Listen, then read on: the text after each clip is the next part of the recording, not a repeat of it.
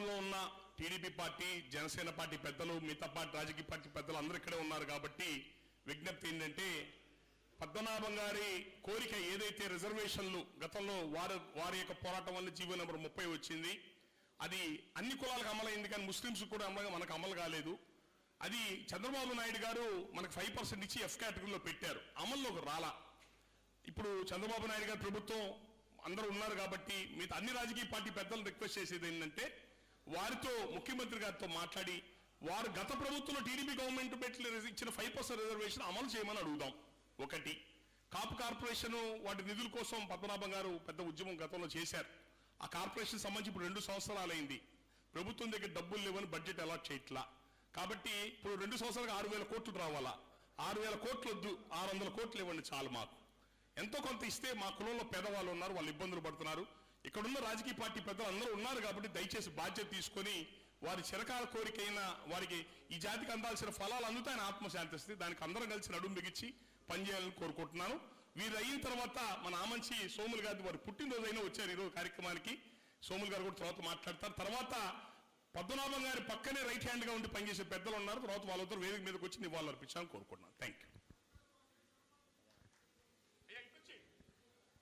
Brother ఇటు పట్టుకొచ్చి దయచేసి ఇటు వచ్చి.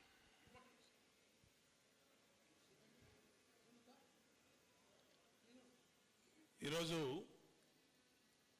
ముద్రగడ్డ పద్మనాభం గారి సంస్కరణ సభ సందర్భంగా గుంటూరు కాపు జేఏసీ ఆధ్వర్యంలో ముద్రగడ్డ పద్మనాభం గారి సంస్కరణ సభని ఏర్పాటు చేసినటువంటి సుబ్బారావు, అలాగే శ్రీను గారు, దాసరి రాము గారు, ఇంకా వారికి సహకరించిన పెద్దలందరికీ కూడా, ఈ కమిటీ మెంబర్లందరికీ పేరు పేరున హృదయపూర్వక నమస్కారాలు తెలియజేస్తా ఉన్నాం. అట్లాగే ఇక్కడ విచ్చేసినటువంటి ఈ ఉమ్మడి గుంటూరు జిల్లా నాయకులు, వివిధ రాజకీయ పార్టీ నాయకులు అందరికి కూడా పేరు పేరున నమస్కారాలు. ఈరోజు ముద్రగడ్డ పద్మనాభం గారి మరణం కాపు జాతికి తీరని లోటు. పుట్టిన వాళ్ళకి మరణం తప్పకపోయినా మరి ఆయన మరణించే వరకు కూడా కాపు జాతి అభ్యున్నతి కోసం, కాపు జాతి ఉన్నతి కోసం అహర్నిశలు పనిచేసినటువంటి నాయకుడు ముద్రగడ్డ పద్మనాభం గారు. ఇవాళ భౌతికంగా మన దగ్గర నుంచి ఆయన లేకపోయినా కాపుల కోసం ఏ రోజో చనిపోవటానికి సిద్ధపడి నుదుటి మీద రివాల్వర్ పెట్టుకుని దీక్ష చేసినటువంటి వ్యక్తి ముద్రగడ్డ పద్మనాభం గారు. అనేక పోరాటాలు, కాపు జాతి రిజర్వేషను, కాపులకి స్కాలర్షిప్లు, కాపులకి అన్ని రకాలుగా ఆ జాతి ఉన్నతి కోసం అనేక పోరాటాలు చేశాడు. రాజకీయంగా ఆయన అనేక పార్టీల్లో పనిచేశారు. మంత్రిగా, పార్లమెంట్ సభ్యుడిగా, ఎమ్మెల్యేగా ఆయన చేయని పదవి లేదు, ఆయన చూడని పదవి లేదు. అలాగే ఆయన అహర్నిశలు కూడా ఆఖరి శ్వాస వరకు నీతివంతుడుగా, నిజాయితీగా ఆయన తన ఆస్తిని కర్పూరంలాగా కరగేసి ప్రజల కోసం, ఈ కాపు సామాజిక వర్గం కోసం పెట్టినటువంటి వ్యక్తి ముద్రగడ్డ పద్మనాభం గారు. 2014లో ఈ రాష్ట్రం విడిపోయినాక మేము తొలి అసెంబ్లీలో మీ అందరూ శాసనసభ్యులుగా ఆ రోజు కాపు ఉద్యమం మళ్ళీ పురుడు పోసుకున్నటువంటి సందర్భం బాగా గుర్తుంది. ఆ రోజు మేమందరం అధికార పార్టీలో, ప్రభుత్వంలో ఉన్నటువంటి వాళ్ళం. ఆ రోజున ముద్రగడ్డ పద్మనాభం గారు కాపుల సమస్యల మీద లేఖ రాశారు ముఖ్యమంత్రి గారికి. దాంట్లో రిజర్వేషన్లు కానించి, నిధులు కానించి, పోస్టింగ్లు కానించి, రాజకీయ ప్రాధాన్యత కానించి అనేక అంశాలు ఆయన పద్మనాభం గారు ఉదహరించడం జరిగింది. ఆ రోజు మొదటి లేక, రెండో లేక, మూడో లేక వచ్చినప్పుడు 2016 ఆ టైంలో వచ్చినప్పుడు మేము అధిష్టానం దృష్టికి తీసుకెళ్ళాం. ఇది ముద్రగడ పద్మనాభం గారు రాసే లేఖల్లో ప్రభుత్వం ఆలోచన చేయవలసినటువంటి అవసరం ఉంది. ఆలోచన చేసి సాధ్యాసాధ్యాలకు ఒక కమిటీ వేసి ఆ సాధ్యాసాధ్యాల పైన ఆయనతో చర్చించి డైరెక్ట్గా ఆయన్ని పిలిస్తే బాగుంటుందని ఆ రోజున అధిష్టానానికి తెలియజేయటం కూడా జరిగింది. కానీ కొంతమంది మన నాయకులే పద్మనాభం గారు ఆయన ప్రయోజనాల కోసం చేస్తూ ఉన్నారు, ఆయనకేమీ అంత పట్టు లేదు కమ్యూనిటీలో అని చెప్పి ఆయన్ని ఇగ్నోర్ చేయమని చెప్పారు. దాంతో నిర్లక్ష్యానికి ఆయన లెటర్లన్నీ కూడా ప్రయోజనం లేకుండా పోయినాయి.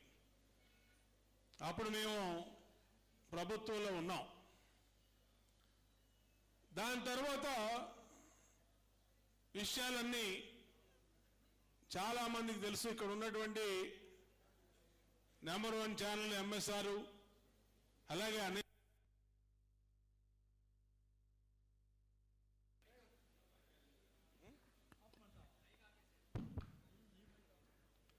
అనేక మంది రాష్ట్ర వ్యాప్తంగా కాపు నాయకులందరూ కూడా ఆయన వెంట నడిచారు. తర్వాత తుని సభ జరిగింది. తుని సభ ఎలా జరిగిందో ఏం జరిగిందో మనందరం చూసాం. తర్వాత ఆయన గ్రామ స్థాయి వరకు ఆ ఉద్యమాన్ని తీసుకెళ్ళాడు.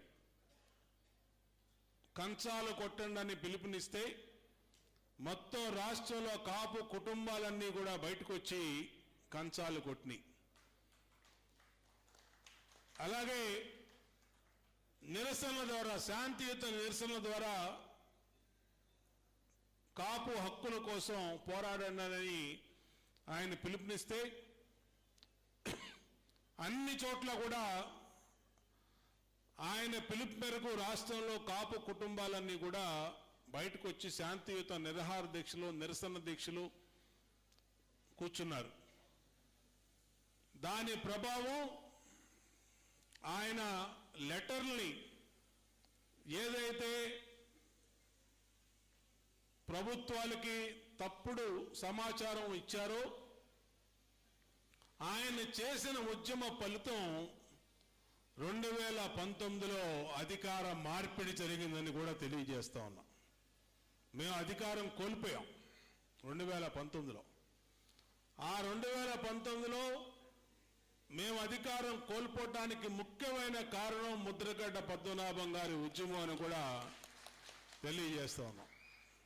అంటే ఈ కాపు సామాజిక వర్గం ఎటువైపు నిల్చుంటే అటువైపు ప్రభుత్వాలు వస్తాయి. రాష్ట్రంలో 5 కోట్ల జనాభాలో 1 కోటి మంది పైగా ఉన్నటువంటి బలిజ, కాపు, తూర్పు కాపు, ఒంటరి ఈ సామాజిక వర్గాలు అధికారాన్ని డిసైడ్ చేస్తాయి. వీళ్ళని అన్ని రకాలుగా వాళ్ళకి న్యాయపరమైనటువంటి సమస్యలు, ఇందాక దాసరి రాము గారు చెప్పాడు, ఇంకా చాలా టైం ఉంది, ఇంకా చాలా సమస్యలు ఉన్నాయి. ఇంకా మన పెద్దలు చెప్పారు కొంతమంది. ఇవాళే విజయవాడలో కూడా చందు జనార్దన్ గారు వాళ్ళు, మన అజ్జా రామకృష్ణ గారు, గాళ్ళ సుబ్రహ్మణ్యం గారు ఇప్పుడే ప్రెస్ మీట్ కూడా పెట్టారు. వాళ్ళు అంటే కాపుల్లో ఒక అలజడి అయితే రాష్ట్ర వ్యాప్తంగా మొదలైంది. ఆ అలజడిని పట్టించుకోవాల్సిన అవసరం ఉంది. వాళ్ళ ఆక్రమణని అర్థం చేసుకోవాల్సిన అవసరం ఉంది. కాబట్టి ఆ పరిస్థితుల్ని, వాళ్ళ న్యాయపరమైనటువంటి కాపు సామాజిక వర్గ న్యాయపరమైన డిమాండ్లని తప్పనిసరిగా అధిష్టానం దృష్టికి తీసుకెళ్తాం. అధిష్టానం దృష్టిలో తీసుకెళ్లి ఉన్నటువంటి ఆర్థిక పరిస్థితుల్లో మరి ఇచ్చినటువంటి హామీలకు అనుగుణంగా ఎంతవరకు చేయగలుగుతామో అంతవరకు చేయటానికి కృషి చేస్తామని కూడా ఈ ముద్రగడ్డ పద్మనాభం గారి సంస్కరణ సభ ద్వారా మీ అందరికీ తెలియజేస్తా ఉన్నాం. ఇవాళ రాష్ట్ర రాజకీయాలు, దేశ రాజకీయాలు కులాల మీద నడవడం అనేది భారతదేశంలో ఉంది. మన సంస్కృతిలో భాగం అది. ఎక్కడైనా సరే కులాల ప్రాతిపదికగా ఈ రాజకీయాలు నడుస్తాయి. రాష్ట్ర జనాభాలో దామాషా ప్రకారం 25% ఉన్న కాపులకి నిధులు, పదవులు, అలాగే ప్రాధాన్యత, అలాగే ఉద్యోగాలు, ప్రమోషన్లు దక్కాల్సినటువంటి అవసరం ఉంది అని కూడా ఖచ్చితంగా ఏదైతే కాపు జాతి కోరుతా ఉందో అది ఒక న్యాయపరమైనటువంటి కోరికగా కూడా నేను ఈ సందర్భంగా మరొక్కసారి మననం చేస్తా ఉన్నా. ఖచ్చితంగా ఈ కోరికల్ని మరి నేను ఒక శాసనసభ్యుడిని మాత్రమే, ఒక విప్పు మాత్రమే, ఇంకా చాలా పెద్ద వ్యవస్థ ఉంది ఎన్ని ఆమోదించాలంటే. ఆ వ్యవస్థ దృష్టికి తీసుకెళ్తాం. ఖచ్చితంగా అన్ని రకాలుగా ఆమోదించేదానికి చర్యలు తీసుకుంటాం. మేమేమైతే ఈ వేదిక మీద ఇక్కడ మాట్లాడుతున్నామంటే నేను కాపు కులంలో పుట్టబట్టే ఇక్కడ మాట్లాడుతూ ఉన్నాను అనేది నాకు తెలుసు. అలాగే మిగిలిన రాజకీయ పార్టీల్లో ఉన్నటువంటి అధికారంలో కానీ ఇతర రాజకీయ పార్టీల్లో ఉన్న వాళ్ళు కూడా మనకి మన సామాజిక వర్గం యొక్క ప్రాధాన్యత, ఎవరికి టికెట్ ఇచ్చినా ఆ రాజకీయ పార్టీలు కాపు కులంలో పుట్టబట్టే కాపులకు టికెట్లు వచ్చినాయి. ఇంకా బీసీలకో, ఎస్సీలకో, లేదంటే ఇంకా మిగిలిన సామాజిక వర్గాలకో ఆ కులాల్లో పుట్టబట్టే వాళ్ళకి టికెట్లు వచ్చినాయి.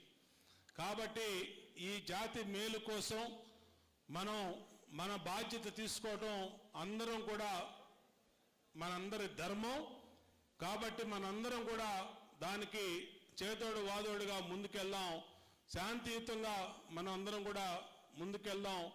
ఆ దాంట్లో భాగంగా నా వంతుక కృషిగా నేను ఎప్పుడు కూడా ఈ కాపు సామాజిక వర్గానికి అండగా ఉండి ఎంతో కొంత నా వల్ల అయినంత వరకు కూడా ఈ సామాజిక వర్గానికి ఉపయోగపడతానని తెలియజేసుకుంటూ ముద్రగడ్డ పద్మనాభం గారికి ఘన నివాళులు అర్పిస్తూ విజయవాడలో త్వరలోనే ముద్రగడ్డ పద్మనాభం గారి విగ్రహ ఆవిష్కరణ కూడా చేస్తున్నామని ఈ సందర్భంగా తెలియజేస్తా ఉన్నాం. ఖచ్చితంగా దానికి కూడా అందరికీ ఇన్వైట్ చేస్తాం. ఖచ్చితంగా అందరూ వచ్చి ముద్రగడ్డ పద్మనాభం గారికి నివాళులు అర్పించవలసిందిగా కోరుకుంటూ తప్పనిసరిగా ఆయన ఆశయ సాధనలో అందరం కూడా భాగస్వాములు అవుదామని మరొకసారి తెలియజేసుకుంటూ జోహార్ విఎం రంగా గారు, జోహార్ వంగవీటి మోహన్ రంగా గారు, జోహార్ వంగవీటి మోహన్ రంగా గారు, జోహార్ ముద్రగడ్డ పద్మనాభం గారు, జోహార్ ముద్రగడ్డ పద్మనాభం గారు, జోహార్ ముద్రగడ్డ పద్మనాభం గారు. థ్యాంక్ యూ అండి.